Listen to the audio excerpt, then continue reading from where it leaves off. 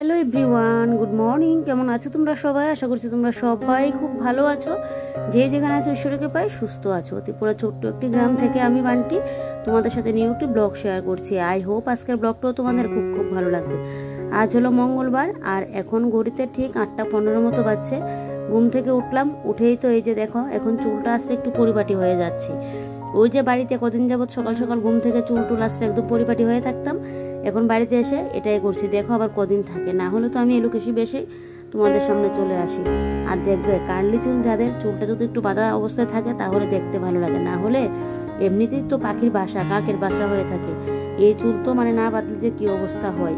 চুলটা তেল দেওয়াতে একটু ঠিকঠাক আছে, না হলে শ্যাম্পু করা থাকলে তো মানে চুলে চিরুনি লাগাতে পারি না। যাই হোক চুলটা আসলে পরিপাটি হয়ে তারপর এদিকে দেখো বাসি থালা বাসনগুলো মেজে নিচ্ছি।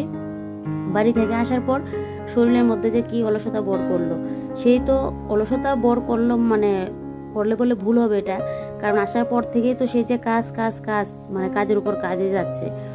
তো এদিকে আজকের দিনটা ভাবছি একটু রেস্ট করব, কালকে একটু ঘরটর ঝাড় দেবো। বাপের বাড়িতে তো চৈত্র সংক্রান্তির ঘরটর ঝাড় দিয়ে আসলাম, তো আমার বাড়ির এটা তো রয়েছে, তো এটা ভাবছি যে না কালকে ইয়েটা করব। আজকে মঙ্গলবার, আজকে ঝাড় দেওয়া যাবে না। আর আজকে মঙ্গলবার না হলেও যদি বুধবারও হতো তারপরেও দিতাম না, কারণ কালকে এসে সেই ঘর তোর রান্নাঘর একটু পরিষ্কার করেছিলাম, পরশুদিনকে এসেছিলাম। তো আজকের দিনটা ভাবছি একটু রেস্ট করব, তারপর কালকে গিয়ে বেডরুমটা ঝাড় দেবো। চৈত্র সংক্রান্তি চলে আসলো, আর বেশি দিন নেই, তো ঘরটর না ঝাড় দিলে দেখবে ভালোও লাগে না। আর আমরা বাঙালি দেখবে মানে যেটা যেই সময় ইয়ে করতে হবে, পুজো পার্বণ একটা আসলে, চৈত্র সংক্রান্তি বলো পুজো পার্বণ বলো, সেটা আসলে সেটা যদি না করি তাহলে যেন মনও মানে না। আমার তো এরকমটাই, অনেকে আমি দেখেছি অনেককে না করে কি সুন্দর ধোয়া বলো, কাঁচা বলো, ঘর ঝাড় দেওয়া বলো, এগুলো কিছুই থাকে না, কিছু করতেও লাগে না। কিন্তু আমি আমার নিজের মনকে মানাতে পারি না, আমার এগুলো যেন করতেই লাগে। ছোটবেলা থেকে মাকে দেখে আসতাম, এই যে চৈত্র সংক্রান্তি বলো, পৌষ সংক্রান্তি বলো, এমনিতে তো সবসময় পরিষ্কার আছেই, সারা বছর একটা লেগেই থাকে। তো ওগুলো তো দেখতাম মাকেও সবসময় এভাবে করতো, তো যে মানে আমিও যেন এরকমভাবেই করি। আমার এগুলো না করে যেন আমি থাকতে পারি না, পরিষ্কার থাকলেও আমাকে এগুলো করতেই হবে। দেখবে সারা বছর আমরা যতই কাচাকুচি পরিষ্কার করি না কেন, তারপরও একটা পুজো পার্বণ চৈত্র সংক্রান্তি আসলে একটু পরিষ্কার না করলে দেখবে ভালোও লাগে না কিন্তু। আর বলতে পারো যার যার সংসারে লক্ষ্মীর কথা ভেবে কিন্তু এই কাজগুলো করি। আমি তো আমার সংসারে কিভাবে লক্ষ্মীশ্রী বজায় থাকবে সেটা ভেবে চিন্তেই কিন্তু আমি মানে কিছু কিছু নিয়ম মানে পালন করার চেষ্টা করি। আমার শ্বশুরবাড়িতে যদিও এত নিয়ম কানুন নেই, তারপরেও ওই যে ঝাড়টা দেওয়া পরিষ্কার করে, এটা আমার শাশুড়ি মাকেও দেখি। দিন দিন তো সব কিছু উঠে যাচ্ছে, এটা হলো গিয়ে যার যার মনের ব্যাপার, যেরকম আমি এটা করছি। তো যাই হোক, এদিকে বাসি থালা বাসন মেজে গ্যাসটা মুছে পরিষ্কার করে এদিকে দাঁতটাও ব্রাশ করে নিলাম। তারপর এদিকে দেখো এখন ইলেকট্রিক চুলার মধ্যে বসিয়ে দিলাম চাটা। তো এদিকে চাটা খাবো, তারপর গিয়ে কাজে হাত দেবো। না গো, চাটা এদিকে ফুটতে থাকুক, আমি আমার কাজে হাত দিই। আজকে আবার রান্না করব কাঁঠাল, অনেকে আবার গাছ পাঠাও বলে। বাপের বাড়িতে এসে গিয়ে তো খেয়েছিলাম, আমার বাড়িতেও খেয়েছিলাম, তো বাবু আবার একটা কাঁঠাল দিয়ে দিয়েছিল, তো সেটা কাটতে গেলে অনেকটা ঝামেলা। তো আমার বাড়িতে আস্ত কাঁঠাল আনলে আমার শাশুড়ি মাই কেটে দিই, আমি আস্ত কাঁঠাল কাটতে পারি না, মানে অসুবিধা হয়, বিশেষ করে আঠার জন্য তোমার ইচ্ছে হয় না, তাই জন্য তোমাদের দাদাভাই সবসময় কাঁঠালটাই নিয়ে আসে। তো সেদিন আমার বোন নিয়ে করেছিল, রান্না করেছিল, বেশ ভালো হয়েছে কাঁঠালটা খেতে। আমাদের এখানে তো বেশিরভাগ নিরামিষই হয়, তোমাদের দাদাভাই যেহেতু নিরামিষটা পছন্দ করে, তবে আজকে মাংসের মতো করে রান্নাটা করব। সেদিন বোনের হাতে খেয়ে আমার এতটা টেস্ট লেগেছিল কি আর বলি। তো কালকে তোমাদের দাদাভাইকে বলেছিলাম ওই যে মোটা জিরা, গোয়া মুড়ি, তারপর চিকন জিরা, এগুলো আনার জন্য। তো এগুলো তোমাদের দাদাভাই নিয়ে আসলো, এখন তো ধুয়ে দেবার আর সময় নেই, আমার ঘরে একদমই মশলাটা নেই। তারপর আচারও করতে লাগবে, কিছুদিন আগে কয়েকটা ছিল, তো বাড়িতে আবার কয়েকটা আচার করে নিয়ে গেছিলাম, একটুখানি দেখিয়েছিলে, তো সেই জন্য মশলাটা শেষ হয়ে গেছে। একটুখানি আচার করেছিলাম, কারণ ঘরে তো বড়ি ছিল না, তো বাবু আবার দিয়ে দিল, বড়ু তেঁতুল এগুলো দিয়ে দিয়েছে। তো আবারও আচার করবার, প্রত্যেক বছর বাবুই কিন্তু আমাকে এগুলো দেয়। তেঁতুলটা আমার প্রত্যেক বছর লাগে না, 2-3 বছর পর পর দিলেও হয়, তেঁতুল তারও তো খাই না, বড়িটা লাগে, ও যে আচার করে দিই তাই। আর আমার মা তো আচার খেতে খুব পছন্দ করে। আর কাঁচা বড়িটা না আমি নিই না, কাঁচা বড়ি নিলে মানে যন্ত্রণা, যেন প্রত্যেক দিন রোদে দেওয়া। শুকনো বড়িটা হলে 2-3 রোদ লাগালে হয়ে যায়। তো এদিকে দেখো শুকনো খোলা, এবারে তেজপাতা আর শুকনো লঙ্কা কয়েকটা দিয়ে দিলাম। তোমরা ভাববে এতগুলো কেন, আমি তো মশলাটা অনেক দিনের জন্য কিন্তু করে রাখি। এটা আচারের মধ্যে দেওয়া যায়, তারপর আমাদের চৈত্র সংক্রান্তি যে ঝুল ধরা খাই ওটার মধ্যে, ডাল ফালানি, তারপর নিরামিষ সবজি ওটার মধ্যেও কিন্তু দেওয়া যায়। তো এদিকে দেখো শুকনো লঙ্কা তেজপাতাটা যখন একটু শুকনো শুকনো হয়ে আসলো, মানে একটু ভাজা ভাজা হয়ে গেল, তারপর এখানে আমি কিন্তু এই যে গুয়া মুড়ি আর চিকন জিরাটা কিন্তু এর মধ্যে দিয়ে দিলাম। তো শুকনো খোলায় একদম হালকা আছে কিন্তু মশলাটা করতে লাগবে। আমি তো একদম পুরো 4-5 মাসের জন্য করে কৌটোর মধ্যে রেখে দিই। এদিকে আবার ঘরের মধ্যে শেষ হয়ে গেলো চা পাতা আর দুধ। তো এদিকে তোমাদের দাদাভাই পাড়ার দোকান থেকে নিয়ে আসলো। তো এবার এইগুলোকে জায়গা মতো আবার রাখতে লাগবে। এতদিন তো বউ ঘরে ছিল না, তোমাদের দাদাভাই বিস্কুটের প্যাকেট নাকি একটা ছোটো এনেছিল, আর ও তো গ্রিন টি খায়, তাই জন্য দুধটাও মানে আনিনি। সেদিন যদিও দুধ চা খেয়েছিলাম, তো দুধটা তখন কমই ছিল, তো আজকে তাই আবার ও নিয়ে আসলো।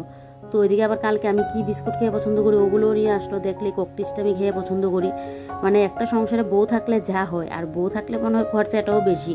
আমি তোমাদের দাদাভাইকে বলছি যে এতদিন তো বাড়িতে ছিলাম, তোমার মনে হয় খরচাটা একটু কম ছিল, এখন মনে হয় তোমার খরচাটা একটু বেড়ে গেল, কারণ ওই যে বউয়ার সাথে এইটা বউর পছন্দ, ওইটা বউর পছন্দ, তুমিও নিয়ে আসছো, এরকমটা বলছিলাম। মানে ওর সাথে এদিকে আমার চাও হয়ে গেছে, এবারে কিন্তু চাটাও করে নেবো। তো এই যে দেখো, আমি যখন চা খাই তখন আমার দুধ চাটা খেতে ভালো লাগে, তবে যখন গলা সর্দি হয়েছিল না, তখন আমার দুধ চার মধ্যে আবার আদা দিলে আমার ভালো লাগে না। তো বাড়িতে তখন কি আবার করলাম, যখন গলা ব্যথা হয়েছিল তখন আবার আদা চা খেয়েছিলাম, বেশি বেশি করে নিয়ে একদম দুবেলা করে আদা চা খেয়েছি। তো এদিকে দেখো তোমাদের দাদাভাইকে চাটা দিয়ে দিলাম, আমিও চাটা খাবো। তার আগে মশলাটাকে একটু আবার নাড়াচাড়া দিয়ে নিচ্ছি। এবারে গ্যাসটা অফ করে দেবো, কারণ আমার মশলা কিন্তু পুরোপুরি ভাজা হয়ে গেছে। মশলার মধ্যে কিন্তু একটা মিস্টেক আমি করে নিয়েছি, সেটা তোমাদেরকে পরে বলছি কি আমি একটা ভুল করে নিলাম। তো যাই হোক, এদিকে আমার মশলাটা কিন্তু হয়ে গেছে। এবারে এই বাটিটার মধ্যে নিয়ে নিচ্ছি, ঠান্ডা হোক, তারপর মিক্সার গ্রাইন্ডারে দিয়ে মশলাটা বানিয়ে নেব। আর যা একটা সেন্ট বেরোয় না এই মশলাটা যখন ভাজি, খুব মানে একটা সেন্ট বেরোয়। তারপর এদিকে দেখো শিমের বিচি কাল রাত্রিবেলায় ভিজিয়ে রাখিনি, তো এবারে শিমের বিচিটাও এই তাওয়াটার মধ্যে সেদ্ধ বসিয়ে দিলাম। আগের দিন ভিজিয়ে রাখলে আর সেদ্ধ করতে লাগে না। আর এদিকে দেখো চাটা খেয়ে তারপর এদিকে মশলাটা এখন মিক্সার গ্রাইন্ডারের মধ্যে নিয়ে নিচ্ছি। এবারে মশলাটা বানিয়ে নেব। ওইটা না লাড়ু টাড়ু মানে যখন চৈত্র সংক্রান্তির মধ্যে অনেকের থাকে লাড়ু পাক দেওয়া, তো আমার শ্বশুরবাড়িতে যদিও ওইগুলো বলে ছিল, কিন্তু আমার বিয়ের পর থেকে আমি দেখিনি, তো এই নিয়ম কানুন নেই। আমাদের বাড়িতেও একটা সময় ছিল, তো মা তো অনেকেই করতো, তারপর মা অসুস্থ হওয়ার পর থেকে তো একদম সব কিছু নিয়মই উঠিয়ে নিয়েছে। তো এদিকে দেখো মশলা আমার হয়ে গেছে। এবারে মিক্সার গ্রাইন্ডারটাকে ভালো করে মুছে কাপড়টা দিয়ে মুড়িয়ে আবার দেখো সাইড মতো কিন্তু রেখে দিয়েছি। তো এদিকে দেখো এই যে এবারে মশলাদানিটা একটু ঠিকঠাক করে নিয়েছি। তারপরে এই যে এখানে ইয়েগুলো ছিল, প্লেটগুলো না একদমই ভালো না, 90 টাকা করে এনেছিলাম, আর প্লেটগুলো এতটা ভাজে সেই প্লেটটা এক সাইড দিয়ে পুরো ফেটেই গেল। তো এদিকে দেখো আমার আবার চা পাতাটা নেওয়া হয়নি, চা পাতাটা কোটোর মধ্যে ছিল, এটা দিয়ে চা করা হয়েছিল। এবারে চা পাতাটা নিয়ে নেব। তবে এই চা পাতাটা আমার কিন্তু অনেক দিন যাবে। সব চা পাতা না একরকম হয় না, অনেক চা পাতা দেখবে একটুখানি দিলেও কিন্তু চার মধ্যে হয়ে যায়, আবার অনেক চা পাতা দেখবে বেশি করে দিতে লাগে। জানি না এই চা পাতাটা কীরকম হবে। তো একদম এক কোটো নিয়ে নেব, আর আবার চা পাতার প্যাকেটটা রেখে দেবো, কারণ সবটা তো এর মধ্যে জায়গা হবে না, তাই। তো চা পাতার কোটোটাকে জায়গা মতো রেখে তারপর এদিকে দেখো এখন ভাত বসিয়ে দেব। তো এই যে দেখো এবারে চালটা নিয়ে নিলাম। পুরোপুরি 2 কোটো দিলে না আমাদের আবার মানে ভাতটা থেকে যেতে, তাই জন্য পুরোপুরি 2 কোটো নিলাম না। আর তো জানোই লক্ষ্মীশ্রী থাকার জন্য সংসারের, ওই যে এটা আমি জানতাম না, মানে চালের ইয়ের মধ্যে লক্ষ্মী ভাণ্ডারের মধ্যে নাকি আবার বা হাত দিয়ে 3 বার চাল রাখতে লাগে। তারপরে দিকে আমার চাল দেওয়া হয়ে গেল। এবারে ভাতের হাঁড়ির মধ্যে চালটাও দিয়ে দিচ্ছি। জলটা এখনো গরম হয়নি, গরমটা করে জল মানে চালটা দিই, কিন্তু এখন আমি বসবো কাটাকুটি করতে, তো তাই জন্য চালটা এদিকে আমি কিন্তু দিয়ে দিচ্ছি। এই যে দেখো, তো এদিকে আমার ভাতটা হয়ে যাক। আর হাঁড়ির মধ্যে ভাত বসালে না মানে সামনে থাকতে লাগে। প্রেসার কুকার হলে তো দেখবে 3টা সিটি দিলে অফ করে নিই, কিন্তু হাঁড়ির মধ্যে ভাত বসাতে গেলে সামনে থাকতে, ওই ভাতের ফেন আবার পড়ে যাবে, তারপর কখন আবার ভাতটা হয়ে যায়। তো যাই হোক, প্রেসার কুকারে ভাতটা এখন খাচ্ছি না। তোমাদের দাদাভাই যেহেতু প্রেসারের অনেকে না করেছে প্রেসার কুকারে ভাতটা খাওয়ার জন্য। আর এদিকে দেখো শিমের বিচিগুলো সেদ্ধ হয়ে গেছে, বেশি একটা সময় লাগেনি। তারপর হাত দিয়ে কষলে ভালো করে কিন্তু ওই যে বিচির খোসাগুলো কিন্তু ফেলে দিচ্ছি। এই যে দেখো কি সুন্দর খোসাগুলো কিন্তু উঠে যাচ্ছে। তো এবার এদিকে কিন্তু আমার কাঁঠাল কাটাও হচ্ছে। তো এদিকে কাঁঠালটা কাটা হচ্ছে, আর আমি এদিকে কিন্তু এই কাজগুলো করে নিচ্ছি।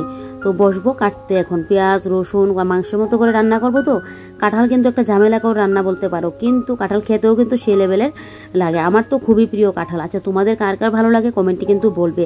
আর একজন আমাকে কমেন্ট করেছিল যে আমি কেন কমেন্টে রিপ্লাই দিচ্ছি না, আমার ব্লগ দেখবে না। কি বলো তো, আমি একটু 2 দিন ব্যস্ত ছিলাম, যতটুকু পারছি তো মানে রিপ্লাই দিচ্ছি। তো নেক্সট ভিডিও থেকে আবার রিপ্লাই দেবো। আর চ্যানেলটা নিয়েও মাথাটা পুরো গরম হয়ে আছে, ভিউজ একদমই হচ্ছে না এখন। কতদিন যাবত ভিউজটা ঠিকঠাক ছিল, রিচটা উঠছে আবার কমে যাচ্ছে।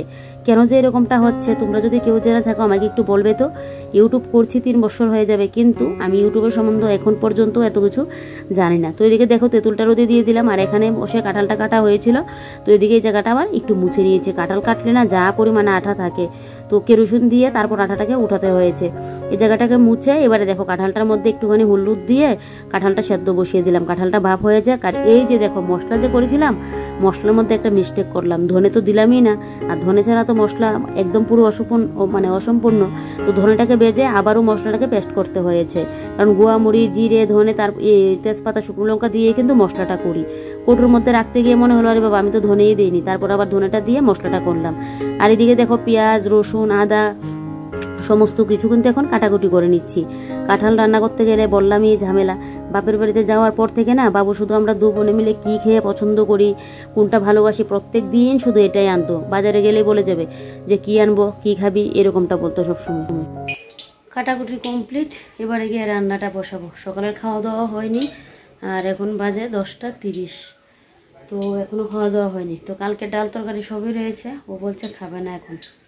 ও এখন একটু বেরোচ্ছে, দোকানে যাবে না, আজকে তো মঙ্গলবার, তো ওর একটা কাজ আছে তাই জন্য বেরোচ্ছে। আর এদিকে দেখো তেলটা দিয়ে দিলাম, কারণ এখন করবো, এই আলুটা ভেজে নেবো। কাটাকুটি করতে গেলেও কতটা সময় লাগে, আর ঝামেলার রান্না আজকে কাঁঠাল, তার উপর আবার কাঁঠাল কাটতে হয়েছে। অন্য সময় তো কাটা আনে, তো যেহেতু বাড়িতে গিয়েছিলাম আস্তা কাঁঠাল আনা হয়েছে, কিন্তু কাটা কাঁঠাল থেকে না আস্তা কাঁঠাল আনলে কিন্তু অনেকটা লাভ। তো এদিকে দেখো কাটাকুটি আমার পুরোপুরি কমপ্লিট। এই যে এখানে আলু কেটে নিয়েছি, আর এদিকে এই যে আদা, তারপর কাঁচা লঙ্কা, রসুন আর টমেটো, আর এখানে পেঁয়াজ, আর এদিকে নিয়েছি শিমের বিচি। এই যে দেখো আমার কাঁঠালও সেদ্ধ করা হয়ে গেছে, ওই ঘরের কাজও করা হয়নি। এখন আগে রান্না বসিয়ে তারপর গিয়ে কাজ করব। সকাল থেকে উঠে সেই রান্না করে এতটা সময় লাগছে, আর এখন তো গরমকাল, সেই রোদটা যত উঠছে সেই জন্য রান্নাঘরে থাকার মতো হচ্ছে না, এরকম অবস্থা। তো চলো এখন ঝটপট রান্নাটা বসিয়ে দিই, কারণ কাঁঠাল রান্না করতে গেলে তো অনেকটা সময় লাগে। আর এদিকে রোদও দিয়েছে, এই যে দেখো